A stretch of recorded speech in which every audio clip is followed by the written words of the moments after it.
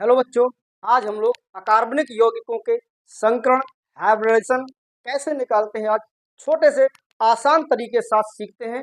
और ये ट्रिक ऐसी है जो जीवन भर आप कभी भी नहीं भूलोगे। बस थोड़ा से आपको बातें दो तीन ध्यान देना है, जिससे आप आसानी से किसी भी कंपाउंड का हाइब्रिडाइजेशन संकरण आसानी से निकाल सकते हो।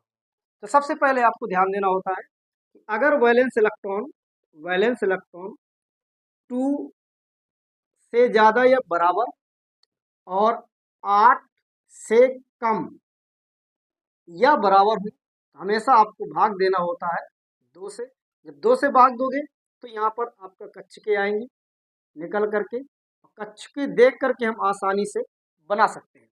इसके बाद यदि वैलेंस इलेक्ट्रॉन यहाँ पर 8 से ज़्यादा हो और 54 से यदि आपका बराबर या कम हो, तो हम लोग भाग देते हैं 8 का, तो यहाँ पर कक्षके निकल करके आसान से आ जाते हैं। और यदि वैलेंस इलेक्ट्रॉन आपके 54 से ज़्यादा हैं, तो हम लोग भाग देते हैं 18 से, तो भी आपकी कक्षके निकल करके आ जाए।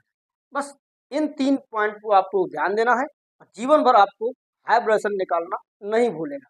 तो देखिएगा, सबसे पहले हम लोग बात करते हैं CH4 की।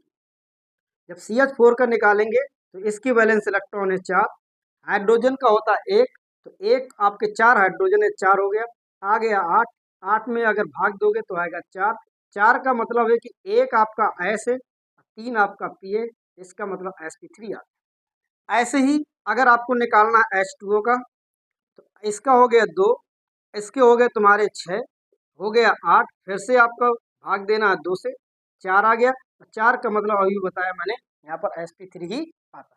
इस प्रकार से आप आसानी से किसी भी कंपाउंड का आप हाइब्रिडेशन आसानी से निकाल सकते हो।